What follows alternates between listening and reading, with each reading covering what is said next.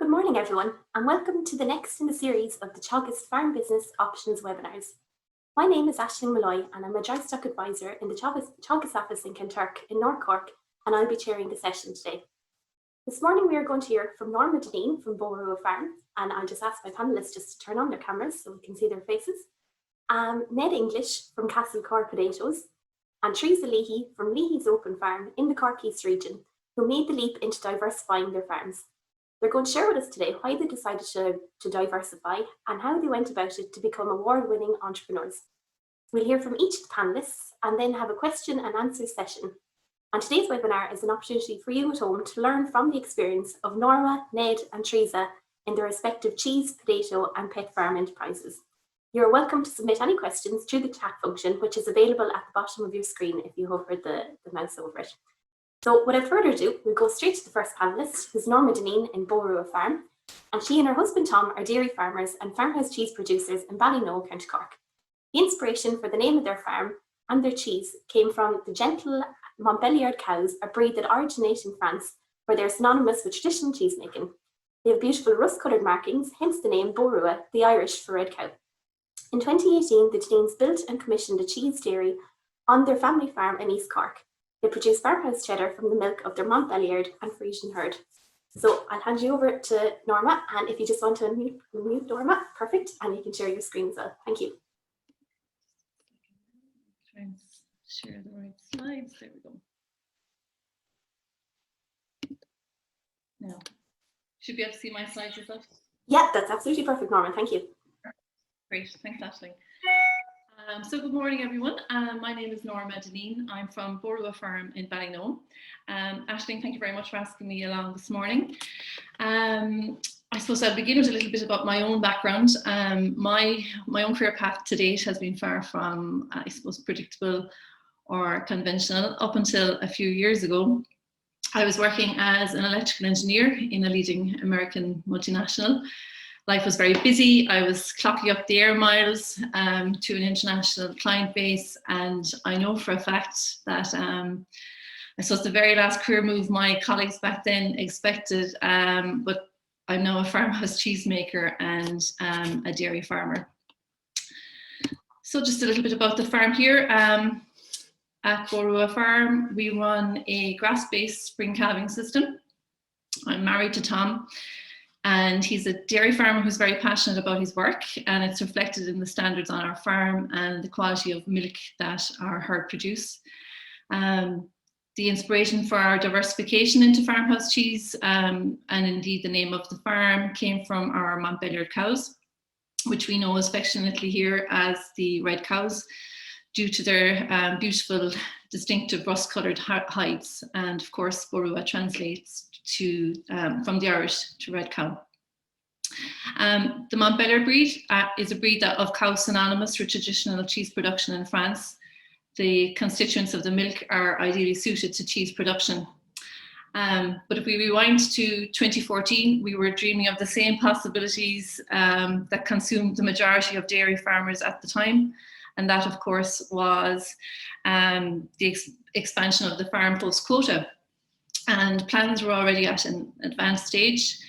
We had a new milking parlour installed, and we were searching the locality for suitable blocks of land to lease so that we could expand.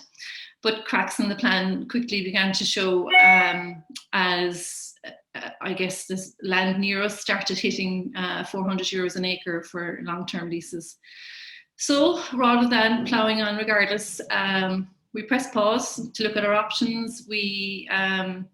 And the conversation around the kitchen table started to circle on the idea of, I suppose, adding value to our wonderful cow's milk inside the farm gate here at Rua Farm.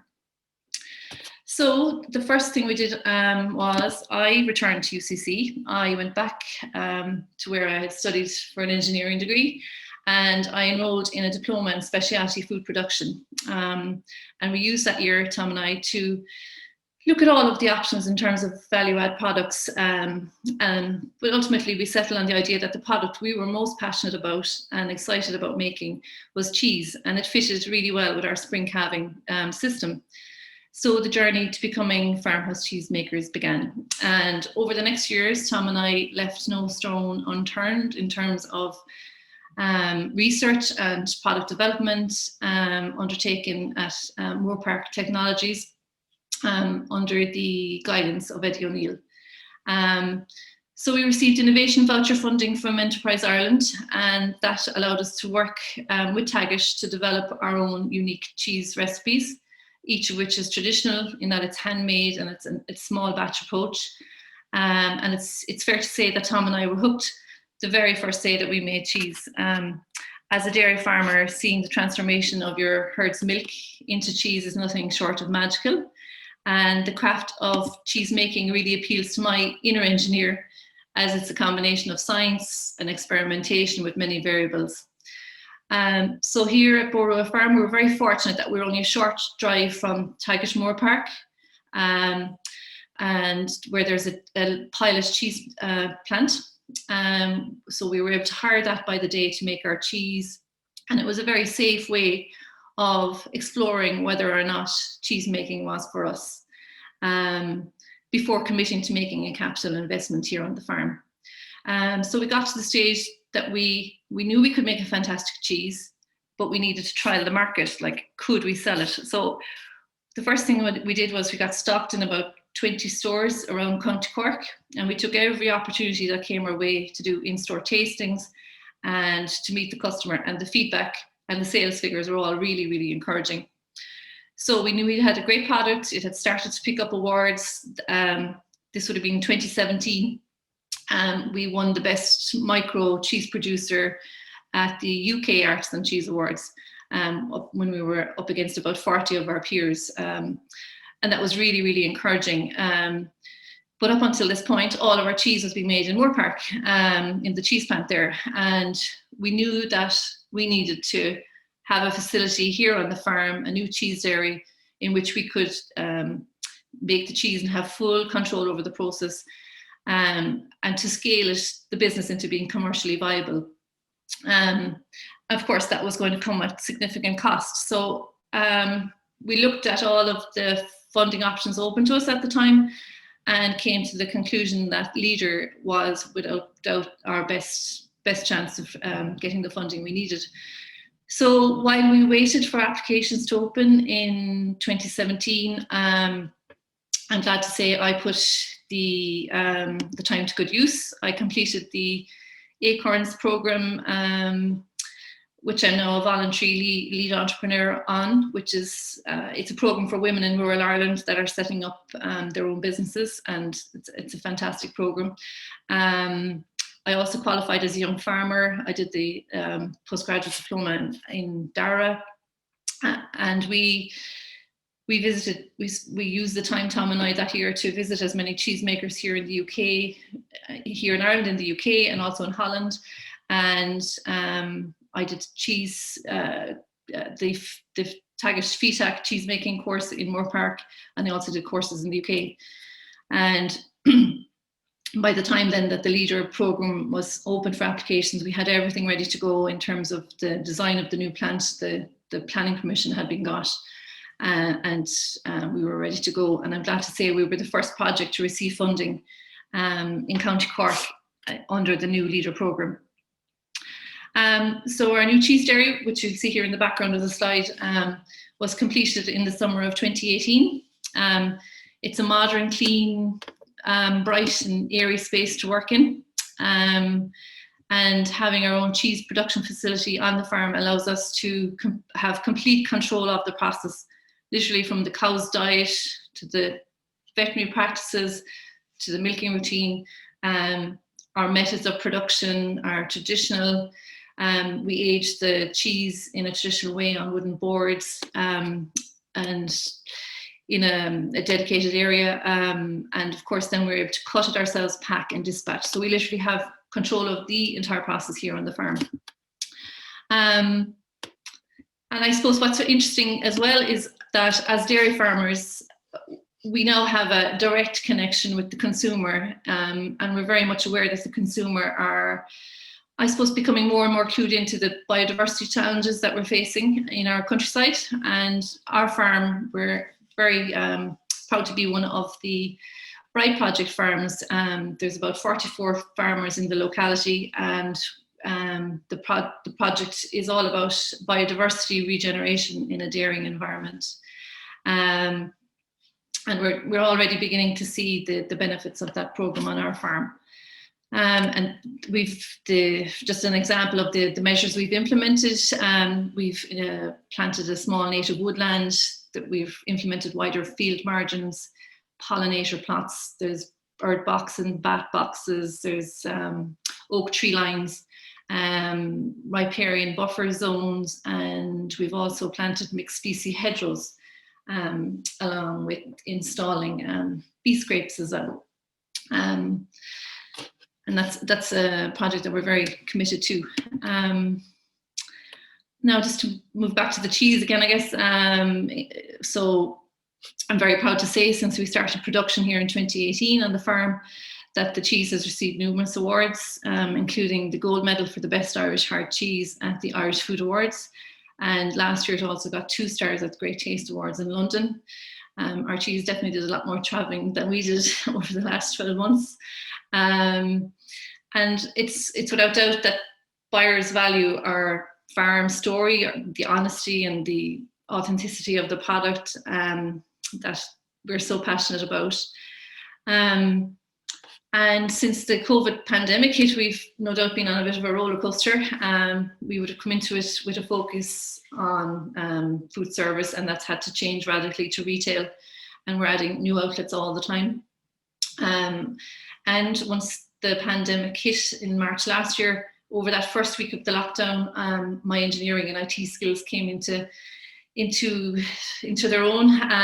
I set up an online web shop that weekend, and we started retailing our cheese online directly to the consumer, and that has actually proven to be far more successful than we ever imagined it would be. And what's lovely is that we continue to get lots of repeat customers through that as well. And COVID has forced us to look at all of our options, and we're always looking at what is going to be our next new product. And when you're a small producer, one of the advantages is that you can pivot very quickly. It's a word I've come to kind of despise, but it's the only way to describe it. So in many ways, we've gone back to basics in that we've begun bottling some of our own cow's milk. It's the whole milk, which is pasteurized, but it's not homogenized, so you have a beautiful layer of cream on top. And we're currently exploring the distribution options for that one. So I suppose along the way, there's been lots of obstacles in developing the new business, but we've always had superb support from Teagasc, especially from Eddie O'Neill, who was their arts and food specialist in Cork. And you know, I think if we've learned anything along the way, it's that, you know, it's really important to look for the help, look for the assistance that you need, whether it's financial, whether it's educational. You'll be really surprised by the number of supports that are actually out there and available to people. So maybe at this stage, if anyone has any questions, it might be a good time to come in, Aisling. Brilliant. Thank you very much, Norma, and thank you for coming on this morning. You just mentioned about the Acorns Program. Could you tell us a little bit more about that? And yeah, I'll ask you to stop sharing your screen as well, and I'll be letting Ned get set up while you're answering the questions. Thank you. So the Acorns Program is a peer-to-peer based program. It's all about a network of women throughout rural Ireland who are either considering starting their own business or have already started it in the past year or two. And I was on the pilot program originally, and I've come through it now, and I'm one of the lead entrepreneurs. So there's it's a program that goes on for over 6 months, and every month you sit down, have a roundtable meeting with your group of women, other business women, and you'll discuss different topics, whether it's finance or it could be marketing, it could be, you know, all of the things that are the topics that will concern you if you're trying to start up a new business in Northern Ireland. Fantastic. Thank you very much, Norma. I appreciate that. We'll be back to you for more questions at the end. Sure. So our next speaker is Ned English. Castlecor Potatoes was established in 1974. It's located in Mallow, and the business was founded by Ned, who graduated from UCD with a degree in agricultural science, and his wife Mary. The family-owned business began by hand-picking potatoes in the field, and now they grow, harvest, store, wash, pack and distribute potatoes for Lidl. They're farming well over 1,800 acres and employing more than 40 people. So even with all his experience, Ned said that he's always trying to learn more. So we're going to learn a little bit from you this morning, Ned. So thank you very much. Hello, Aisling, how are you? And very interesting there from Norma. Fantastic story, and congratulations to her. You know, it's great to see any enterprises that are farm-based and that grow from within the farm going forward. I started, as you say, I qualified in agriculture, and when I started first on the farm, I wanted to milk cows, but unfortunately, it didn't work out. So we tried to see where can we kind of get back some of the money we lost when we started to try and establish a dairy herd. And one of the things we picked on was horticulture. And again, we tried so many different things early on with mixed success, but just kind of persevered through the obstacles. We started with onions, believe it or not, and you know, we had a good year, then a bad year, then a kind of a middling year again, and we said this is a dangerous game. So we went from there, and we started to grow carrots. And again, we learned from our experience in carrots that it wasn't all plain sailing. So we decided that wasn't going to be a runner, and then we started growing potatoes. And interestingly enough, the 3 previous years, we said really potatoes are always going to be eaten. We said there's something that we'd be able to sell every year. So we thought they were a relatively simple crop. And there seemed to be, and this is one of the big problems about horticulture, there seemed to be very lucrative margins in them in the 3 previous years when we weren't growing them at all. At the time, and I'm going back a long, long time, they were 300 odd pounds a ton every year for 3 years in the previous 3 years before I started growing potatoes. And that time, you buy an acre of land for about 400 or 500 pounds. So it puts the price into context. And of course, the first year I grew potatoes, we grew the grand total of 3-4 acres of them, and the price dropped to something like 15, 20 pounds a ton. But we persevered from there on, and in good times and bad, we kind of built up to where we are today. And the big breakthrough for us came when we developed our systems and our growing very, very capital intensive business, because it demands an awful lot of background capital to grow them commercially. We have eventually got listed in Lidl. We knocked on the door several times before we finally got listed. I suppose, why did we get listed? We were supplying up to Dublin, and we thought we were doing just like Norma with her cheese. We thought we had a good product, and we thought we were doing very well. And we said, why are we selling to somebody else that we can maybe go a step further and supply direct into a retail outlet? So we knocked on the door, and we said we'd something to offer. So they met us above in Dublin in a cloakroom with mops and buckets and everything. That's how insignificant we were.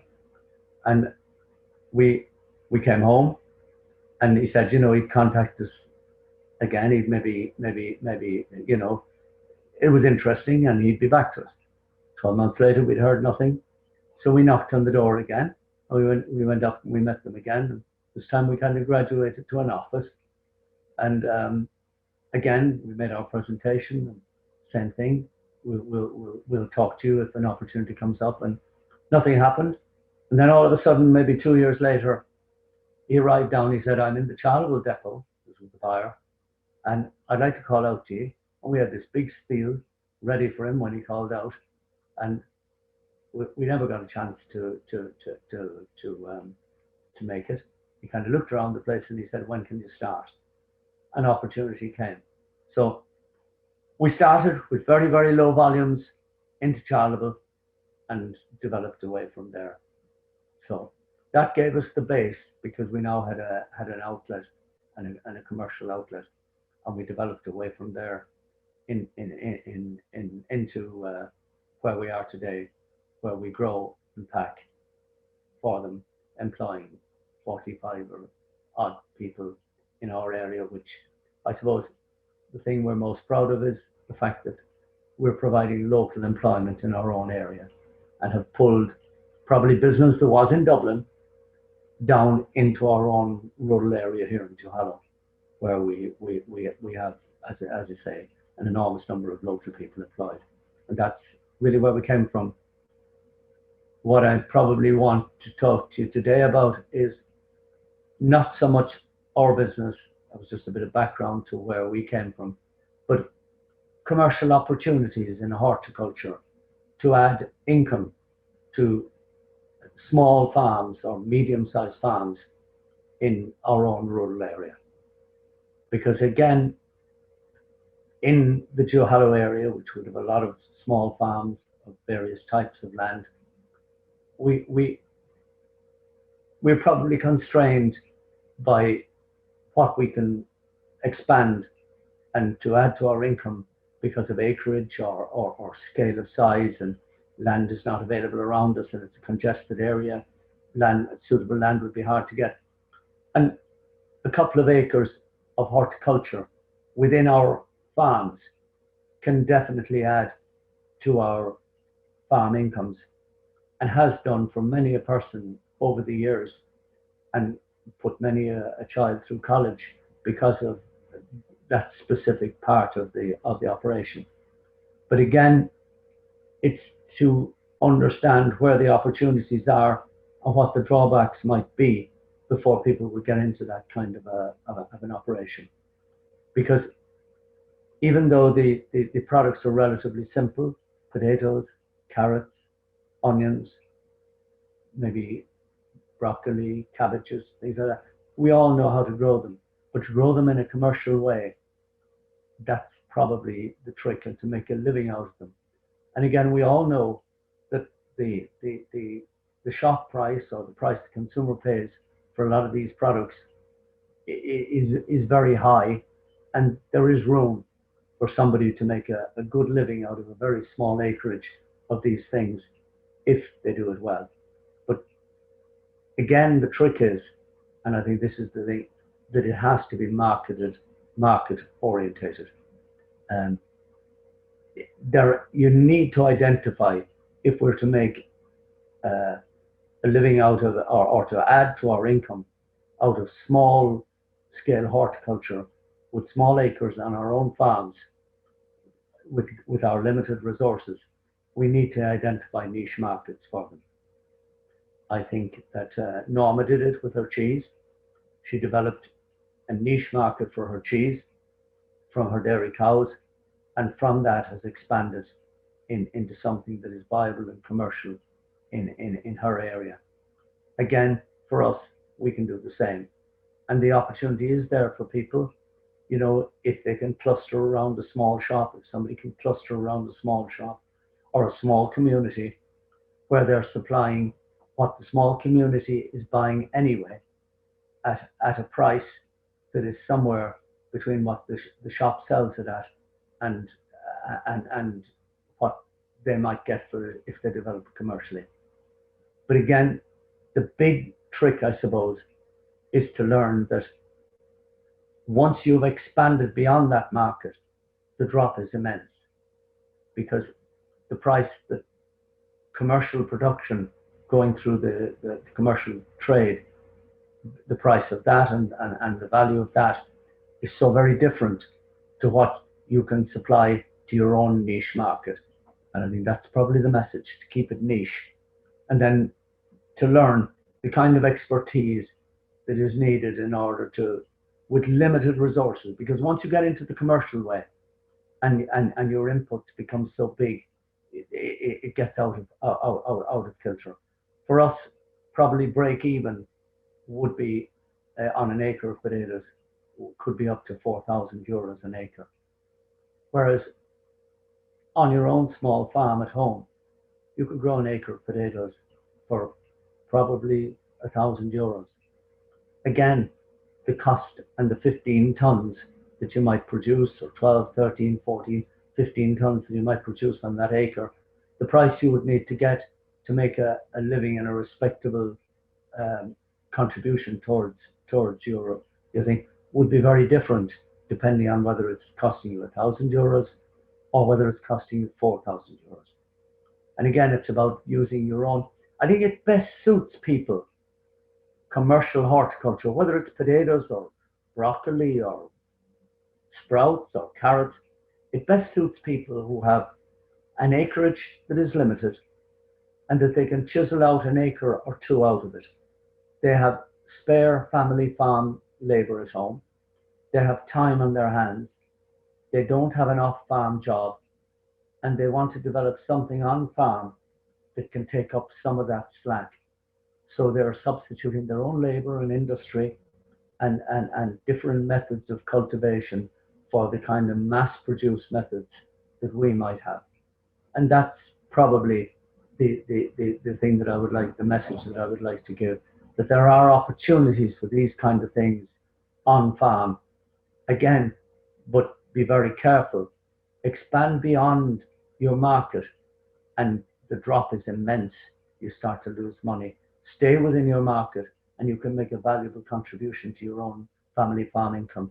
And again, the technical advice that's needed. But the simple things really, you need to use the Teagasc organization and the people that are expert in growing veg, because you all know how to grow potatoes. But if you grow an acre of them, how do you keep the weeds away? You know, you need carrots. You all know how to grow a little section of carrots. But if you want to grow some to be able to sell them, you'll then have to get it into more expansive weed control. And again, keeping the implements that you use down to very small money so that you don't get involved in the commercial production. I think horticulture in a limited way offers a great extra little bit of income that can be on nearly every farm in Duhallow, even if it's only substituting some of your own requirements for your own home in your own farm. So that's it in a nutshell. Apart from questions that you might have, it's just to introduce the topic and the concept that there are ways on limited acreage, and horticulture is one of them, that can add significantly to your farm income by keeping it simple. Fantastic. Ned, thank you very much, and thank you for taking the time to come on this morning as well. Just while Teresa is setting up, you won the Duhallow Business of the Year Award at the 2017 IRD Duhallow Business Awards, which is a fantastic community organisation. And I know you're very involved in football in the county as well. So, and you obviously have quite a lot of local employment. So how important is it to you to be involved in the local community? I think it's crucial. I think it's the thing we're most proud of, my son and I, and all the staff here that are, and my wife indeed as well, who was, let it be said, is right in the background of all this and established the business with me when the two of us were just side by side working long before we have the business we have now. Very proud of the locality. I think all that we do, if I lost it all in the morning, the thing I would be most disappointed about would be losing the local contribution we're making in terms of the employing local people and employment in our locality. We are very, very, very proud of our own locality here and of the people of Duhallow, who are immensely industrious, very bright and initiative driven, and it's a very special part of Ireland and in our heart. Fantastic. Ned, thank you very much. You're very good.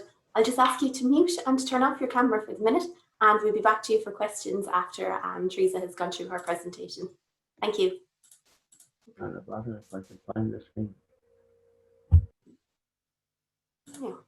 Okay, so Teresa Leahy, who's our last but not least speaker of the morning, she runs Leahy's Open Farm in Dungarney, County Cork, with her husband Donal.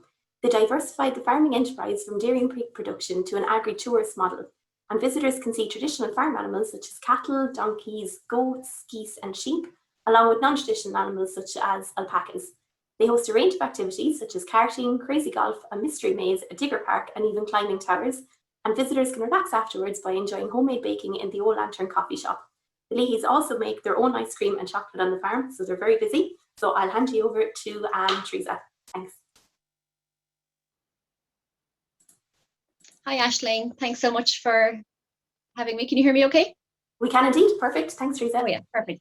Yeah, so thanks, Aisling, for asking me to come on today and to talk about our open farm. I'm delighted and privileged to do so. So I'll start with my first slide there, how it all began. So I'm talking about Eddie and Aisling Leahy, who would be my parents-in-law. I'm married to Donal, their son.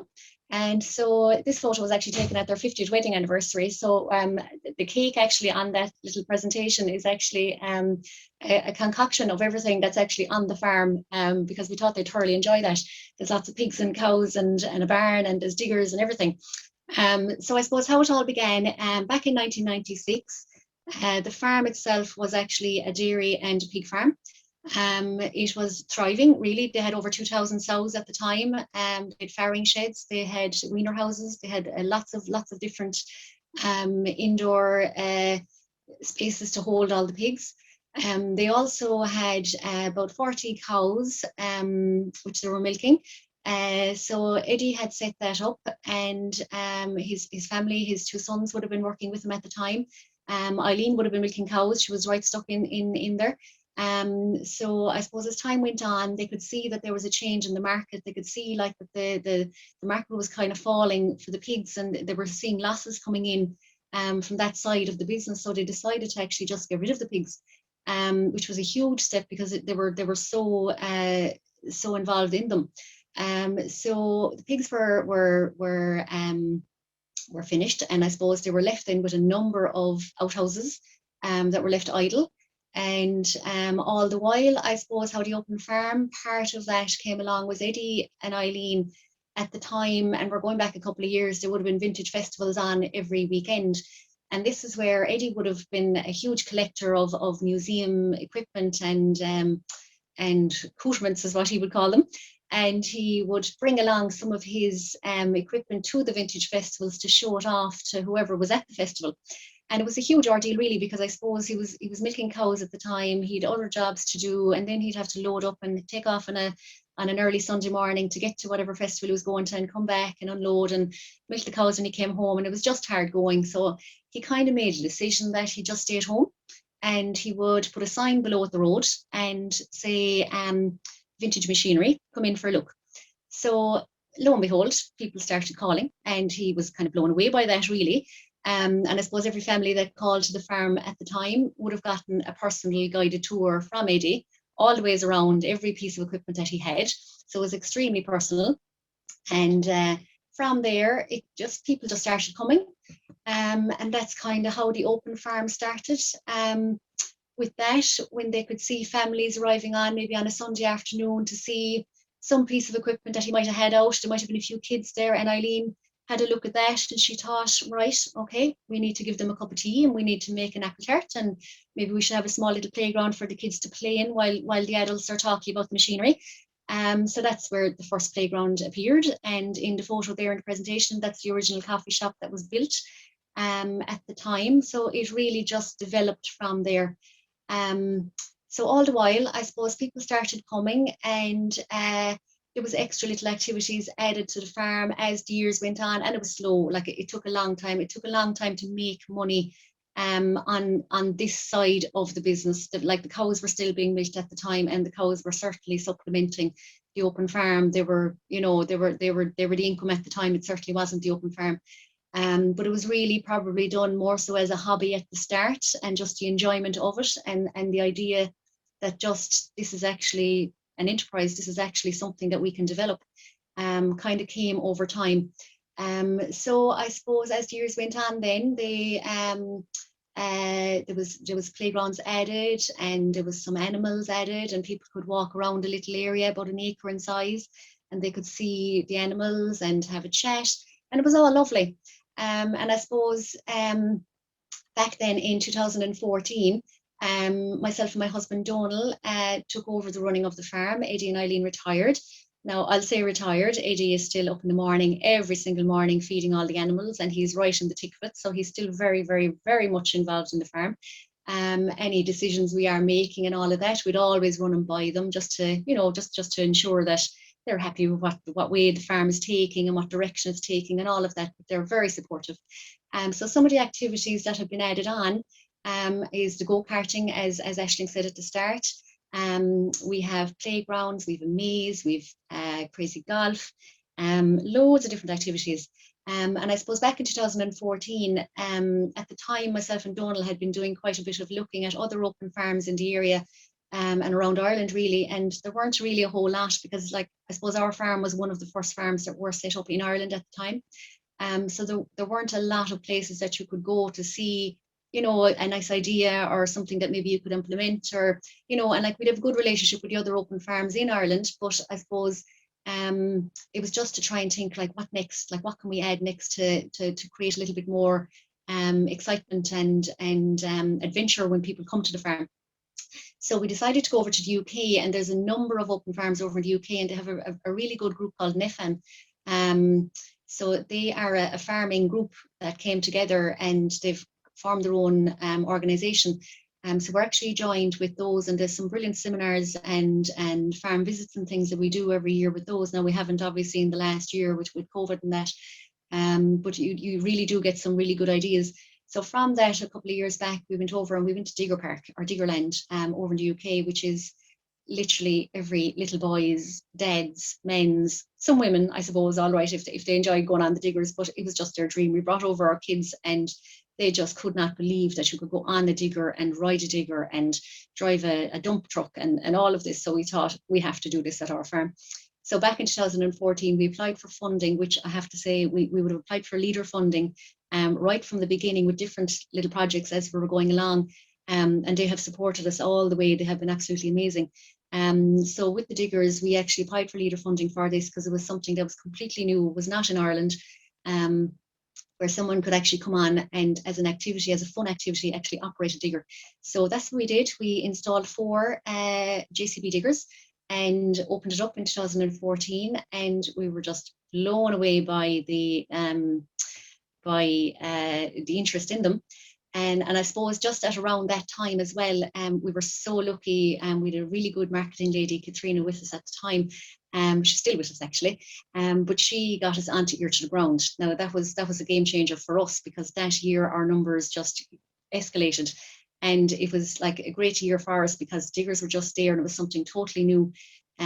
So that really increased our visitor numbers at the time. So then the other little activities we added in as well was, another picture there is Piggy Racing. So we gather up the group at around 2 o'clock each day on the farm, and we have 3 little pigs that run around the little track, and we have a guide in front shaking a bucket that they'll run after the feed. But people love it, and they cheer on their own pigs, and they have names on the pigs, and they cheer them on as they're running around the track. So it's just good fun. I suppose the whole idea of the farm is coming and having a great day out, having a fun day out, leaving your normal family life or family problems or worries at home, and just coming in and just enjoying a day and just being able to just relax. And that making sure, I suppose, that everybody has a great day while they're at the farm. That's really what we're all about. So on from that, I suppose, as I say, back in 2014, myself and Donal took over the farm. We had been constantly looking at different ways to develop the farm and to just get it to the next level, really, from where we were at. And I suppose at the time, the cows, we still had the 40 cows, but I suppose back in kind of 2012-13, we were making the decision at the time that at this stage the farm was going so well, that we actually found, from writing down the figures and actually just doing our maths and our homework on income and expenditures, that the open farm was actually supplementing the dairy side of the farm, which we were shocked with, really, because there's real comfort in seeing that milk check come in every month, you know. So we were very surprised with that. But at the time then trying to discuss what to do in that situation, like where we're based in Dungourney. We are landlocked, we're surrounded in forestry.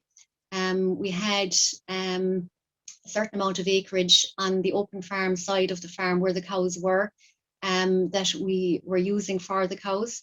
We're on a busy main road as well, so I suppose just looking at the possibility of increasing our acreage and trying to buy up extra grazing land, or to even try and do a tunnel across the main road, just going through the costs and that, and we just felt it just wasn't going to be the right choice for us. So very tough decision at the time was to sell the cows and to just completely throw all of our eggs into the one basket and focus completely on the open farm. And that's what we did. So the cows went, and I suppose as the few years were going on then, we had lots of animals, as Aisling said again at the start, but we had no cow. All the cows actually were sold. So we decided to bring back in a cow and to do a milking demonstration with the cow at 4 o'clock each day. So we had little activities done out throughout the day for families so that they'd spend a longer day with us. So at 4 o'clock each day then we were milking the cow, and it was just absolutely brilliant. Like a lot of our families that were visiting, I suppose, had never seen a cow in real life, had never gotten that close to one, certainly wouldn't have seen one being milking. And we had a small little like a mobile milking tank, so it was like a glass churn, so you'd actually see the milk coming directly from the cow into the glass churn. And we used to pass around the churn, and the kids could, and the adults as well, could feel the milk in the churn. It was warm, they could smell it. It was just mesmerizing to see, because I suppose most people just believe milk just comes from the shop and from a carton, and that's that, you know. So then came our next little challenge. It was a case of what do we do with the milk? So for the first few months, we were actually giving it to the animals and giving it to the cats, and you know, we were taking it home and we were pasteurizing it ourselves and using it. And I suppose at the time we would have had ice cream down in the coffee shop, but we decided, I suppose we looked at a couple of different options. We looked at yogurt, we actually looked at cheese for a bit. We looked at different ways of what we could do with the milk, and it was just a no-brainer. You know, it had to be ice cream because of the visitors that we had, and the people who were visiting us. Ice cream was a most definite choice to make. So I suppose from that we had contacted Teagasc in Mitchelstown, talked again to Eddie O'Neill, who Norma had mentioned. We spent a few meetings with him, just going through just how to make ice cream and how to put together a recipe and different things. And I suppose we went away and did some more homework, then went off visiting other ice cream production facilities around the country, just seeing what they did and how they did it and that. And I suppose we went off and we bought ourselves a small little countertop ice cream maker, and started making ice cream here at home in very small little batches. And I'd say I got to about 50 or 55 different batches before we actually went, yes, this is the recipe we're going to use. So once we had that finalized, it was the case of getting it made in a larger scale, obviously. So we had just started making ice cream for our visitors at the farm. That's what we focused on. Our first ice cream was made in 2016, and it's scoop ice cream that's sold directly at the farm when you visit. That's as far as we sold it. Number of different flavors: vanilla, honeycomb chocolate, chocolate mint, a whole range of ice creams when you come to visit. So that was a huge success, and we couldn't believe the amount of ice cream that we're actually making. So with that, then we had to put up a building, because our visitor numbers were actually increasing, and we just needed more space because we were making ice cream in the original kitchen. So up went our ice cream and chocolate factory, which is a fabulous, fresh, lovely, clean new building. And we started making ice cream in there, and then of course we said what goes best with ice cream is chocolate, so we had to go off and go making some chocolate products also. So everything is handmade on the farm. So even I suppose our honeycomb ice cream, we make our own honeycomb that goes into our honeycomb ice cream. Nothing is bought in that way if we can make it. Our chocolates the fillings are all handmade. So we've lovely ganaches and truffles, and just the plain chocolate as well. And I suppose from that, there was actually another little add-on happened with the chocolate making, was little chocolate workshops. So what we had decided to do, I suppose, we started doing chocolate making sessions with kids, that they could actually make their own chocolate lollipops. So again, this was just another little sideline that we thought, oh my goodness, there's actually revenue to be made here as well. So that's an extra activity now that you can do on the farm when you come to visit, is actually make your own chocolate. So that's going really, really well. We would have then went on to looking at other options, I suppose, with the ice cream.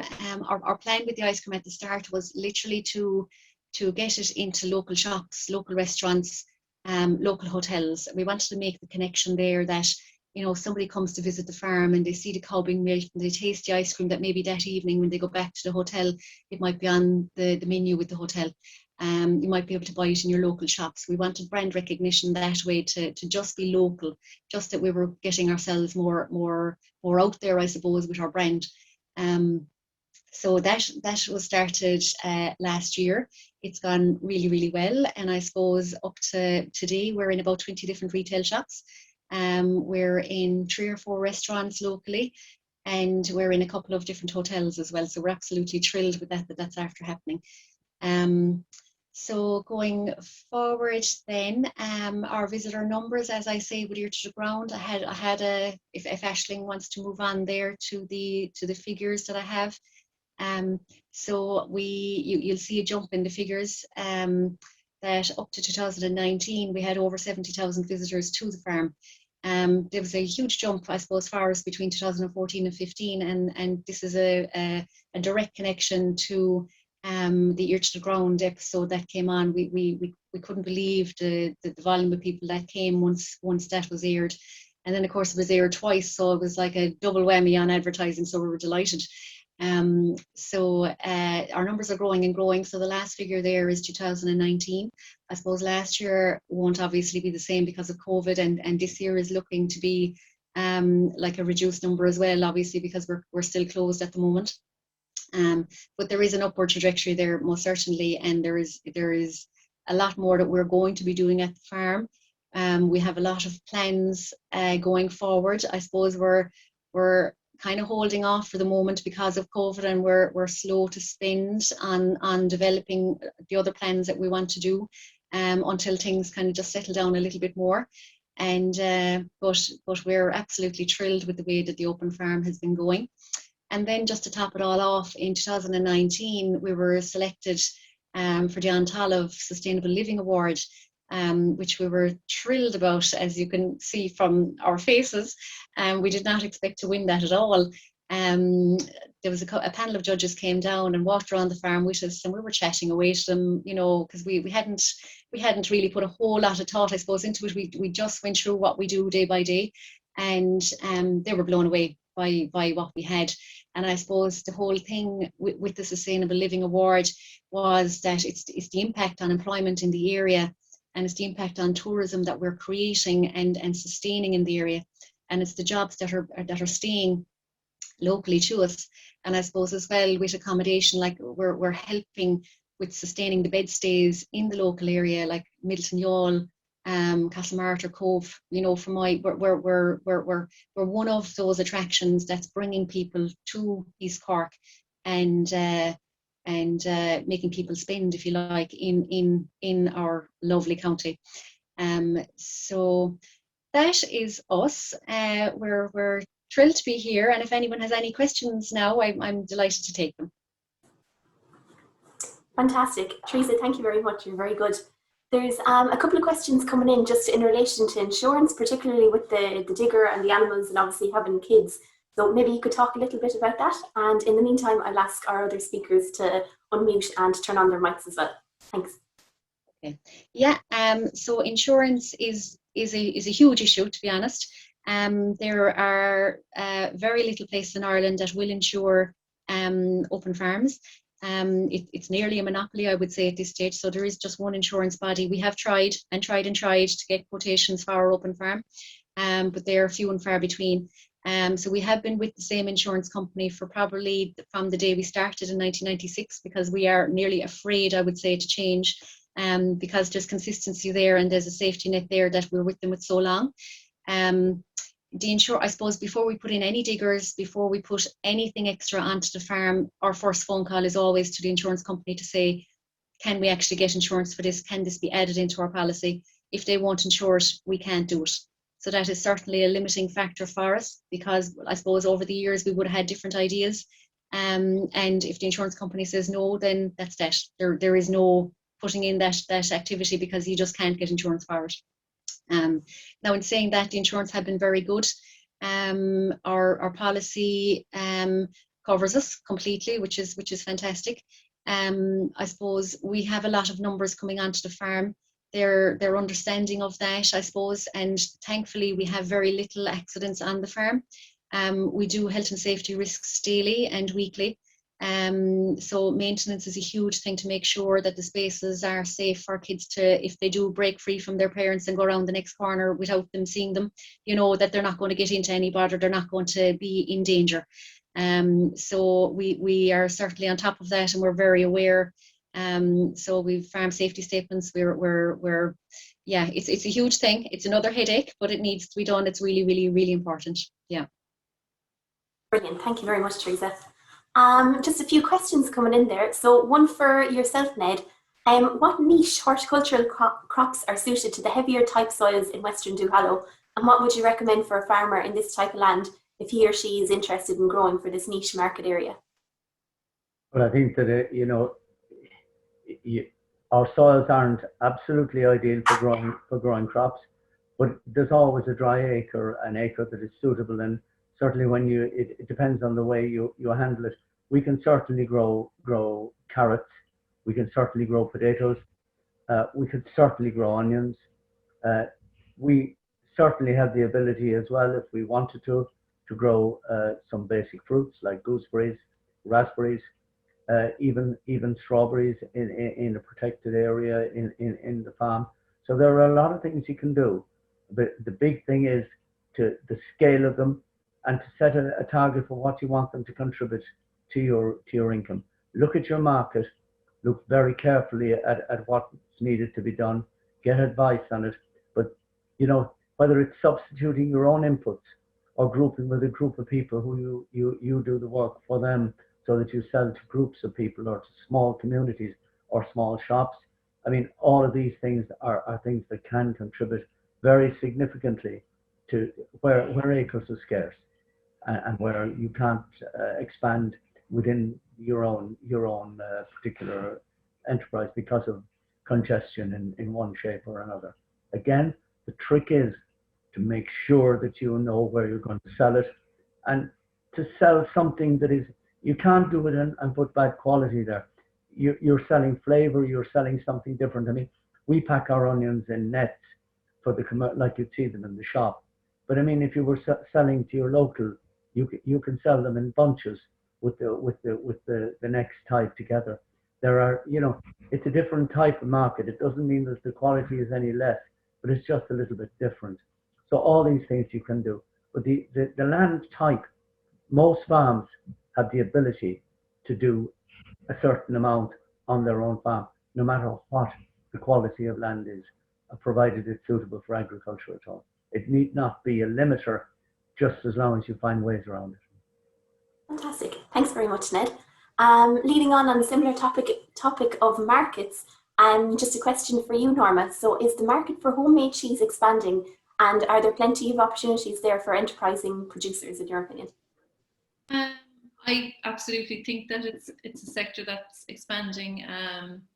People are becoming far more interested in where their food comes from.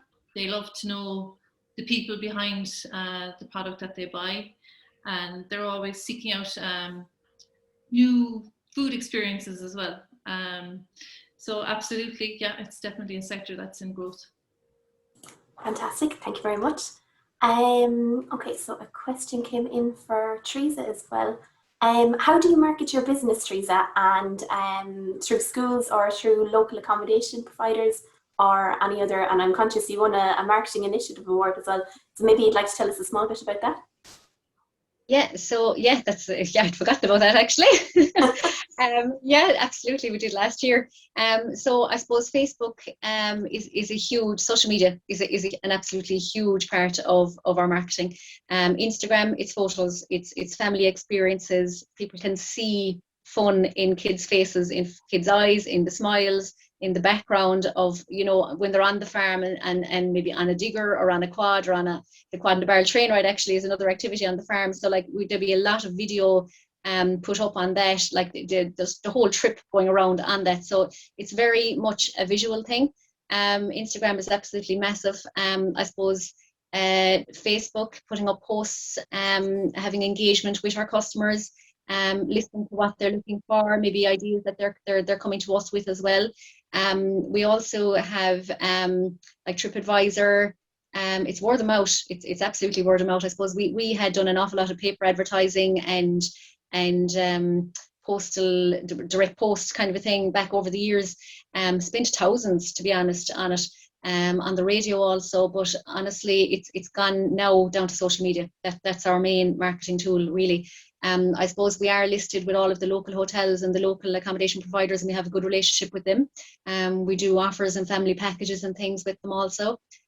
Schools, we have a very busy school tour season that's on from May and June. So we'll be in contact with 300-400 schools in the Munster area. And every child that comes gets a little pass to come back with their family at some stage over the summer, so they go home, and it's a little incentive to revisit with their own family. So it's a little bit of trial and error, to be honest. But social media is the way to go. Yeah, most definitely at this time. Fantastic. And we actually have a comment in from Mason, who visited the farm last summer and with his sister Isla, and they said they absolutely love it, and he got to drive the digger. So happy customers all around.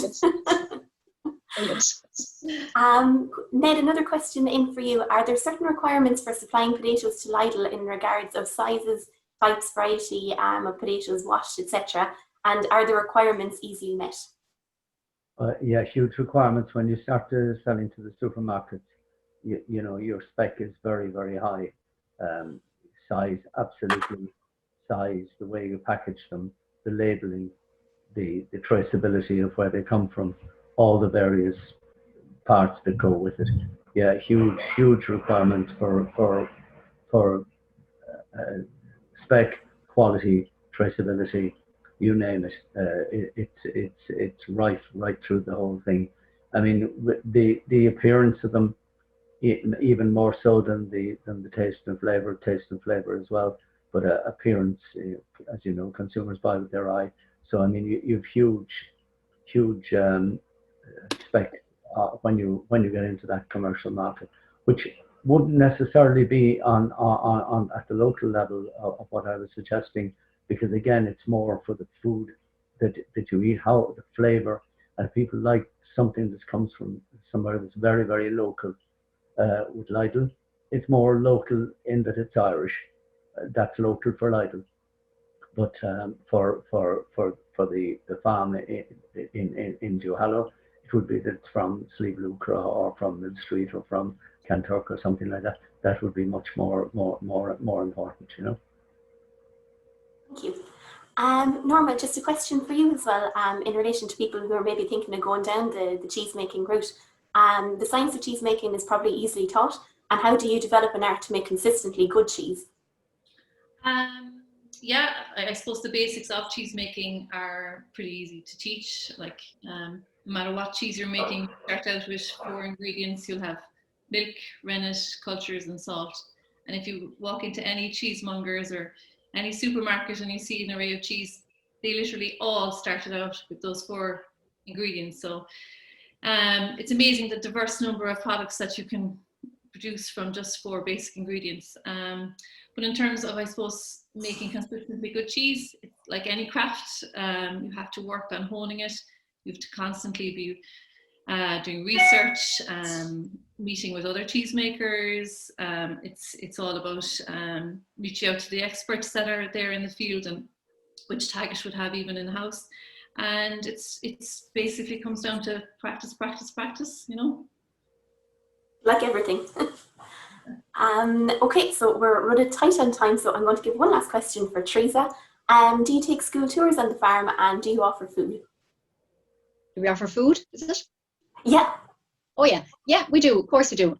So I suppose we've developed our tours at the farm in that we have school tours for kids from any age group from juniors to sixth class. That's on every May and June, or any other time that a group actually wants to come to the farm. We will facilitate it any time of the year, really. But we also have I suppose 2 years ago at this stage, we again, I suppose, developed that whole tour idea for ecology. So we have TY students from secondary schools coming out to us doing ecology studies on the farm. So we have all the equipment for that, and then we do a business talk with them. We also do a chocolate making session with them. So it's like the home economic groups that they actually come out, and the science groups come out, and we go through the background of chocolate making. We'd love to do, I suppose, tours and demonstrations and things on the ice cream, but it's more a clean room situation for the ice cream. The chocolate is a little bit more lenient that way, that you can get a bit of chocolate in your fingers and all the rest of it with the students. But they absolutely love it. The chocolate making sessions are brilliant fun because the TYs come out and they're actually just big kids, really. So they have great fun making the chocolate lollipops and the chocolate molds and all of that. The ecology really took off 2 years ago, and we had a number of secondary schools that came to us. They were very interested, I suppose, in the business side of it as well. So it gave them a good impact, I suppose, like the whole insurance side of it and how the farm developed and all of that. So they would have gotten a good lot of information from there. I suppose we also then developed, I suppose, the whole events at the farm. So it's like Easter and Halloween and Christmas. So we do Easter hunts and Halloween spooky tours and Santa at the farm, and so there's all of that side of it as well. So there's lots of different events and kind of tour scenarios going on. Yeah. Fantastic, thank you. So unfortunately we're out of time, and that concludes our webinar for today. I'd like to thank all the panel for giving your time and sharing your experience with all of us. It's very, very interesting, and we probably could have gone on for another hour. And thank you to the viewers and for all your engagement through the questions that were submitted. A good few have gone unanswered, but we'll put the answers up after. I'd also like to thank Barry Caslin, Tara Guinan, Michelle Lavelle and Emer Connery for all their help in the background for organising today's webinar. And you can view it online through the Teagasc website under the Farm Business Options webinar section. Next week's webinar will focus on the topic of social farming and will be broadcast live at 11 AM through the similar link. And I'd like to wish all the viewers the very best of luck with any future enterprises that you develop on your own farms. And thanks for listening, and bye for now.